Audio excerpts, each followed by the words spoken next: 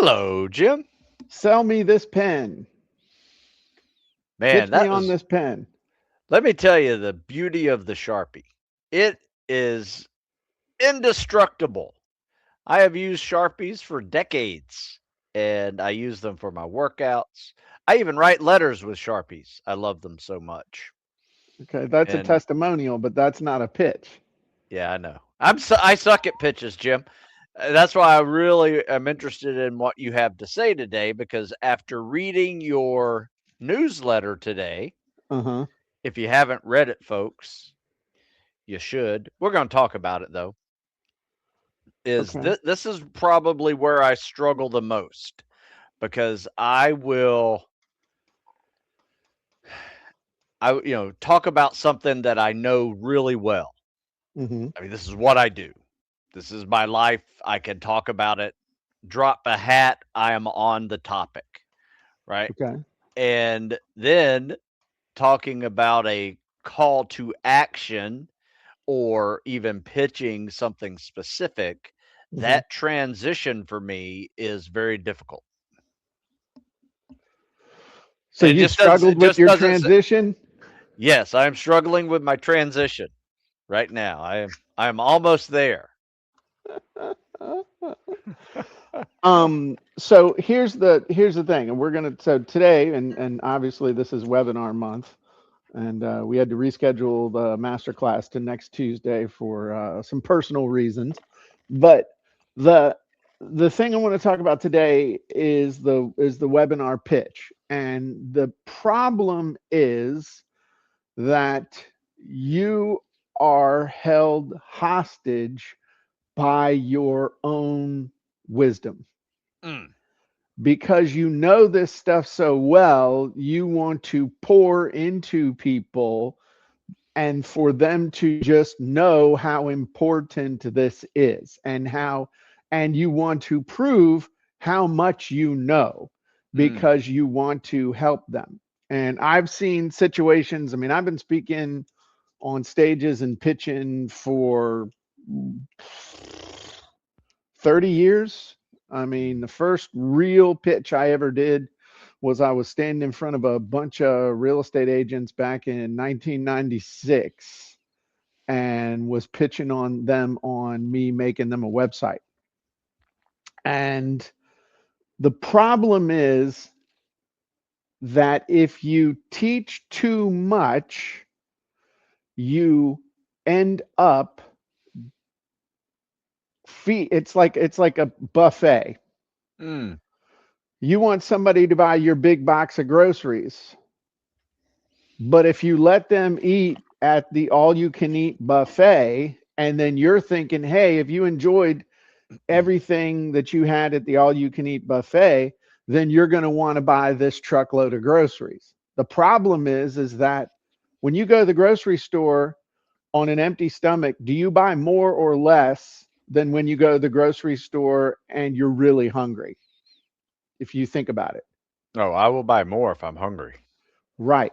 Yeah. And so the problem is if you teach them too much, and I've literally had people come up to me where I've been at a conference and I mean, I always sell okay, but when I've sold the least is when I've taught the most. Huh. And then you look at people who are on stage and you're like, that person's not teaching a damn thing. And they end up looking like the Pied Piper with everybody heading to the back of the room to buy stuff. And Hmm. you sit down and you're like, that's crap. And then you start getting pissed. Hmm. Then you start getting mad because that guy never taught anything. He didn't teach. There's nothing. They're not doing anything. And the speakers are all pissed. But this is the person who's walking away with the money. And the problem is that you're teaching too much or you're teaching the wrong stuff. And so last week we talked about basic three types of webinar structures. Okay, the basic steps, and your goal here is to show them the hard way and sell them the easy way. The three secrets with the big idea is to basically expose the false beliefs, replace them, and what you're going to sell them is the thing that makes all of this possible. Nice. And then the 5 questions is really about transformation, going from loser to winner, skinny or, fat to fit. And then what you're going to sell them is the vehicle for that transformation. And then I mentioned the stack. So the problem is that most people think that the pitch happens at the end of the webinar. The pitch starts from the very first headline. Remember, we talked about last week, and if you didn't, you need to go back and look. But it all starts with that promise, and that promise becomes a through line for the entire presentation. So the pitch isn't even really the pitch. The pitch is the culmination of a presentation process that started all the way back with the headline that you use to get people on. And so what happens is when people see the pitch as an event after the event, they change how they present, they change their voice, they change their cadence, they change their slides, might even change, their overall mode completely changes. And at a minimum, people subconsciously put their guard up because something changed. And most of the time, it's so obvious that you'll see people in, oh, okay, training's over, the pitch has started, I'm out. And that's the problem, is that you're treating the pitch as something separate, where the pitch is just the next logical step in the training. So if you've made the right promise and you've taught the right stuff, depending on which of those frameworks you're doing, then that pitch is just the next logical thing. Your voice shouldn't change, your cadence shouldn't change, your presentation styles shouldn't change. All you're doing is saying, okay, you've come with me this far. Let me show you how you're going to get this result the fastest, the easiest, the best, the most efficiently, and with the least amount of pain. So how do you do that? Well, the first thing you do is, yes, there is a transition from the teaching to the selling. But that transition is not, okay, hey guys, I got an offer for you. You ready? Okay. It's hey, let me show you how we're going to get this done and get this handled quickly. Go ahead, Steve. No. That was what I was wanting to hear, because this is where I struggle. And in your article, this was very interesting to me. So I was just shaking my head like, so yes, that, I mean, so thinking about your stuff is, okay, look, you want to go to BUD/S, you want to be a special operator, you want to be this, let me show you how you're going to get this done faster than any other way. You're not going to do this with ChatGPT. You're not going to do this by going down to the library. You're not going to do this by going over to Planet Fitness and watching people and scared they're going to hit the lunk alarm because you actually move some heavy stuff. But let me show you how I'm able to help guys have a 90% graduation rate from BUD/S. And there's a little transition statement. Let me show you how. And there's other ways to do this, but this is kind of the shortcut thing. And then another way that you can do this is with the 2 choices. You saw The Matrix, right? Mm-hmm. Remember, dude, that movie's like old as hell now. Remember when that was like totally cutting edge and was the ultimate thing? And now I think The Matrix came out last century. I think that was from the 90s. Somebody look that up. I'm just curious. From the 1900s? Yeah, back in the 1900s. The other way to do it is say, okay, look, we covered a lot in the last 50 minutes, 45 minutes. And obviously there's more to this than I could cover in the time that we had. And right now you have 2 choices. choice number one is the bad way, and choice number two is the good way. Now, you don't say it that way, but I've even been on webinars where they had the picture of Morpheus with the red pill and the blue pill. And it's like, you can just keep doing what you're doing. You can keep struggling. You can keep screwing around. You can keep cheating your family out of actually doing this. You can keep wishing for it, wanting for it, whatever. Or you can use a proven system that has worked for me for the last 20 years. And here's the thing, well, I don't have any testimonials. Fine. What did I just say? That it's worked for me for the last 20 years. Okay. If you got testimonials, it's worked for me and it's worked for others for the last however many. It's worked for me for 20 years and I've been teaching this to others for 5. This has worked for thousands of guys. Okay. But that's the transition. It's like, oh, okay. All right. I got you. And then what is the pitch? We talk about this all the time.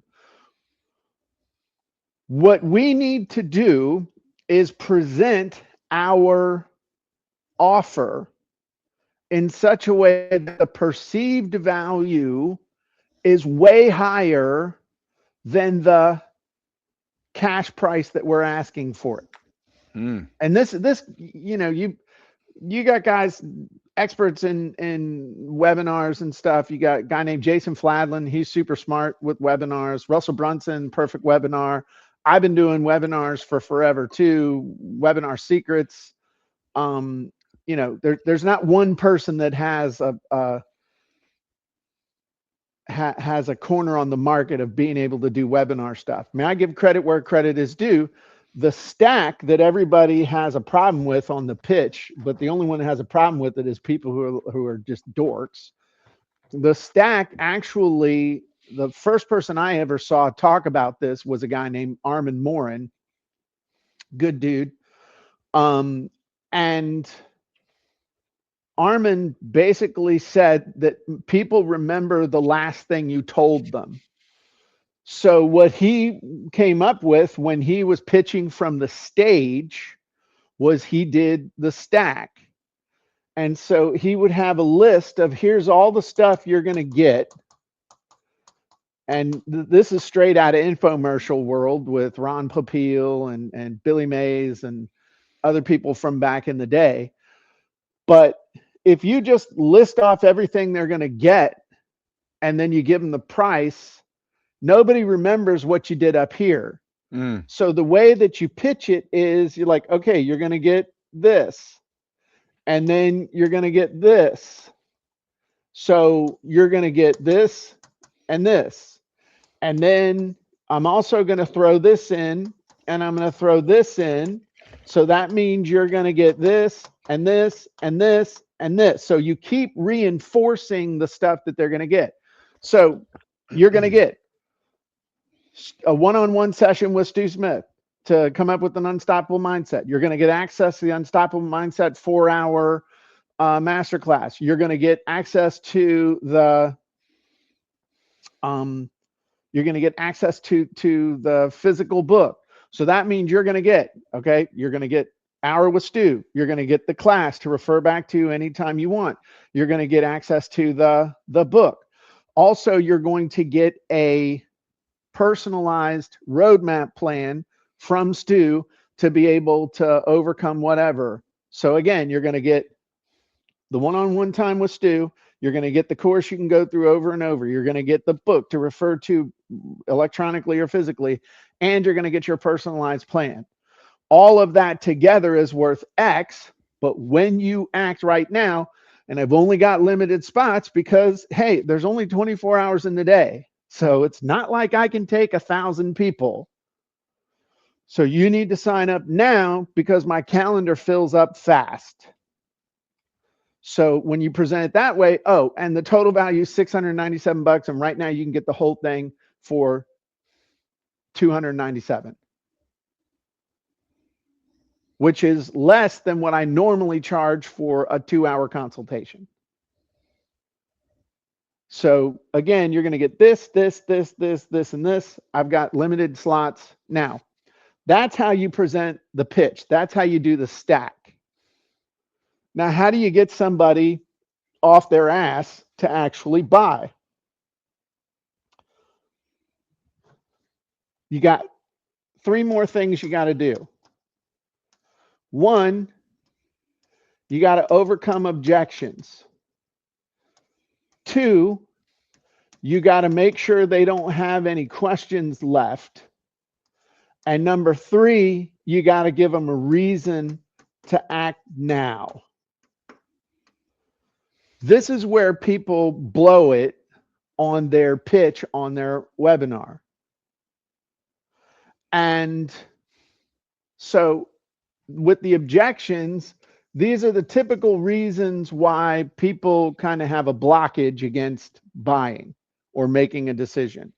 And those typically revolve around time, money, skills, tools, or resources. Okay. I don't know how to do something. I don't have something. I don't have the money. time. I don't have the time. Yeah.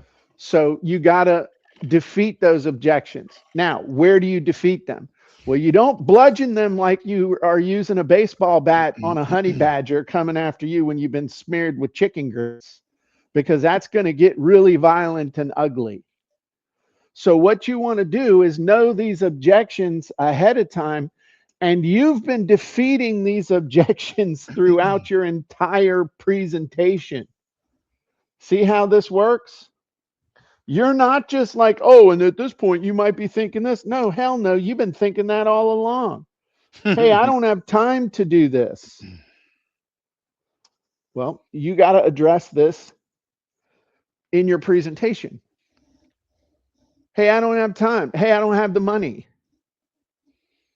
Okay, well, I could, with Stu's thing, I mean, I'm going to switch back and forth between physical and mental and stuff like that. But, you know, I don't have time. Bro, everybody in history has had the same 24 hours a day, 7 days a week, 365 days a year. It's not that you don't have the time, it's that the time's not being organized correctly. And Right. I can give you 5 frameworks to maximize that time. One of which doesn't mean you have to actually give up watching television and start living like a monk in a monastery. So you got to start, but that means you also got to identify those up front and know them and weave them into your presentation. Same thing with the FAQs. So does that mean you don't need to address them at the end? No, there's going to be some stuff that you'll need to hit. So you can actually weave those into this. So, you know, I don't have a plan. I don't know what to do. I feel kind of paralyzed. I don't even know where to start. And if you feel that way, that's why I have the 1-hour consultation with me. I have worked with thousands of guys and gals over the years, and there's no problem that you have that I haven't seen directly. I guarantee it. In fact, if you do have a problem that I've never heard of before, I'll probably write an article about it because I'm going to be so excited that there's something new. You're laughing, but that's the kind that's of a good one. I like that. That's, yeah, you know, that's really good. so you tie that in. You tie that in with the individual stack item. And y'all let me know in the comments whether this is helpful or not. So the same thing with the FAQ. What's the difference between an objection and an FAQ? An FAQ is just a question they need the answer to that they're hung up on. So they're choking in their crawl. They got something stuck in their crawl, either with an idea, which is an objection is just an idea, or a question is something they need the blank filled in for them. And then they need a reason to act now. The easiest thing to do is just say, have a deadline. The problem with a deadline is that as soon as the deadline's over, you can't sell it anymore. So it, you know, this is what you see this with a lot of product launches. It's not so much anymore, but you know, back, you know, we're only going to sell this up until this date, and then you're never going to be able to buy it ever again. Or we only open the doors once a year. This is another one. If you've got enough marketing muscle, I know people that only open up their membership once a year. If you miss it, you're screwed. And they spend 2 months every year marketing the crap out of their thing, building up to the launch, and then it's shut for 10 months, 12 months. So a deadline is very effective, but it's a double-edged sword. You can also use bonuses. You can also use a limited number. Limited number is probably the one that is the most bullshit prone, because you'll see, you know, the next 22 people. That's bullshit. I'm looking for 5 people. Right. Yeah. I'm looking for 5. And then you're like, that backfired on me on a cruise when I was filling up a coaching program. And I said I was only going to take 10. And everybody, I had people literally jumping over tables to try to get to the back of the room. And somebody got hurt. And I was like, okay, stop. I'll do more than one group of 10 then. I don't need people getting hurt. But that showed the power of the deadline and the limited number. It got dangerous. So, but you've got to have a reason for people to act now. And then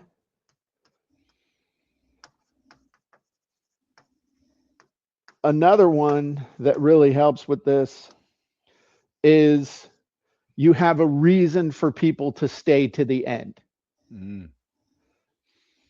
You have something that you tell them right up front. Hey, when you stay to the end, you're going to get my personalized checklist.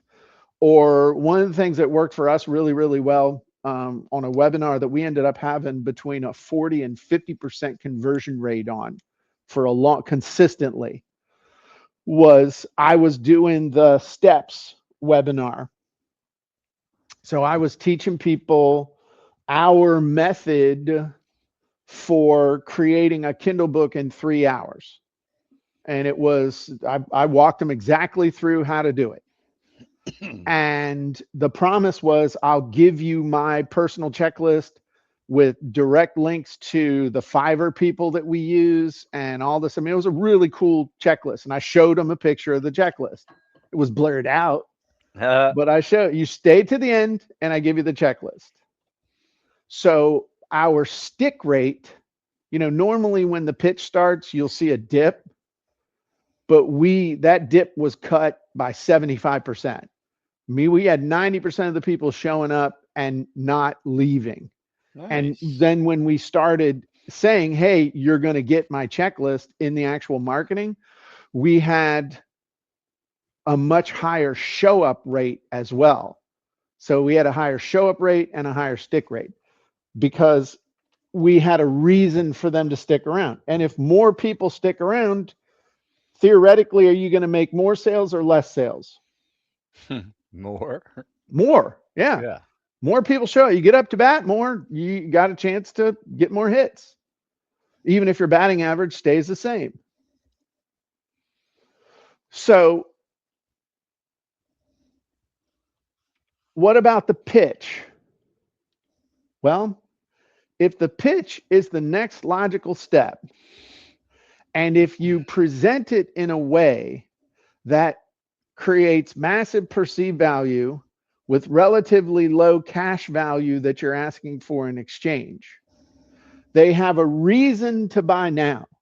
You've answered their objections. You've overcome their objections. You've answered their questions. You've basically just kept clearing the path for them to be able to make the decision.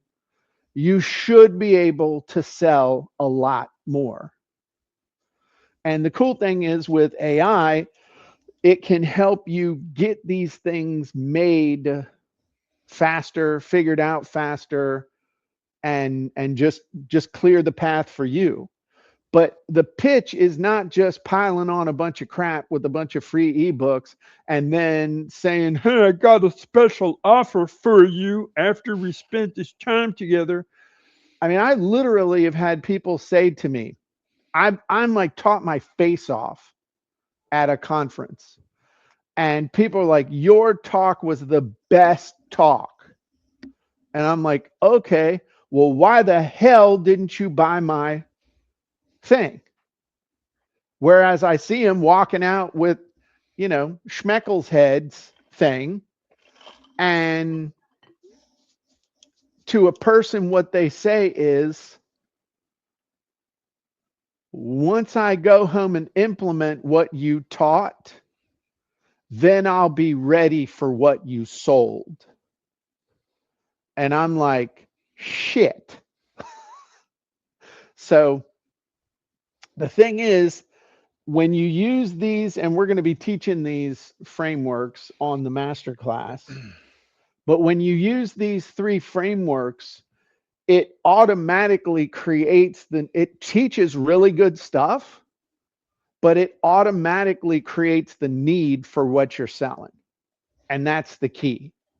So I've said in the past, teach the what to, teach the what to, why to, and sell the how to. That's a very, very, it's a concise way of saying it. And it's still valid. Teach what to, why to, and sell how to. But this gives you a framework where people get value, and feel the need to move on to the next step, which is the stuff that you're actually selling. That was valuable, Jim. Well, good.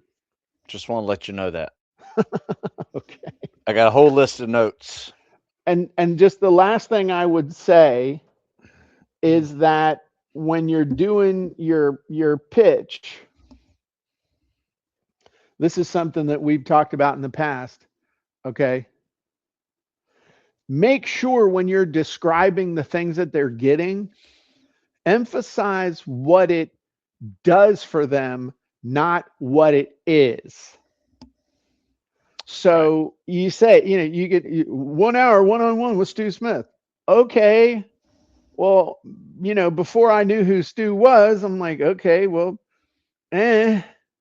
But if you start saying, okay, you could spend 1 hour one-on-one with Stu Smith, a former Navy SEAL who's helped gajillion people make it through BUD/S, and his specialty is helping anybody to develop an unstoppable mindset. No matter whether you're a kid, a senior citizen, or somewhere in between, whether you're an entrepreneur, an active duty military, or anyone in between. If you feel like having an unstoppable mindset or a never quit mindset would change your life, there's no one more qualified than Stu Smith to help you figure out exactly what that means for you at this stage of your life. That's a lot better than you get an hour with me. Right. No, that's, I can drive up to your house and have an hour with you. You'd probably make me mow your lawn or something. Be a good use of you for sure. Especially now. So anyway, that's the stuff with pitching, and I think that's enough for today. But I know we're going to talk again, masterclass next week. On Tuesday, I'm going to be revealing. I will just ask you a question, Stu. If there was a genie that planned all of this out for you automatically and handed it to you on a silver platter, including making all the slides, and it incorporated your avatar, your user profile, and your entire offer stack, if it helped you to brainstorm which one of those 3 frameworks would be most appropriate, help you come up with your talking points, with your promise, with your through line, with every single thing you needed to market that webinar, including your landing page, promo emails, Facebook ads, all your follow-up, your cart close. Would that be useful? Yeah, I think so, Jim. Well, then you definitely need to show up next Tuesday, because That's I'll be impressive. rolling that out. Oh, cool. To show the folks. So, okay. Well, if you're not a member at copyandcontent.ai, you should be. And if you are, thanks for being a member, and you want to stay a member. Now, Stu, I notice under your name it says you're a fitness author. Does that mean you help folks to get in shape, whether for fun, health, or even for a tactical profession? That is correct. That is what I do. In fact, there's a headline a feature now on StreamYard that allows you to do that. Don't blow it off. You can add whatever you want on there. It's a lot of Whatever fun. I want. Whatever you want. Oh, okay. Cool. I was So- gonna put Jim's buddy in there. World dominator. So, all right, cool. like it. Well, if they seriously though, if they want to get in shape, where should they go? StuSmithFitness.com. There you go. Where I Awesome. am. All right, everybody. Well, take it easy, and we will see you on the webinar next Tuesday, and we'll see you next time on the podcast. Bye-bye, everybody.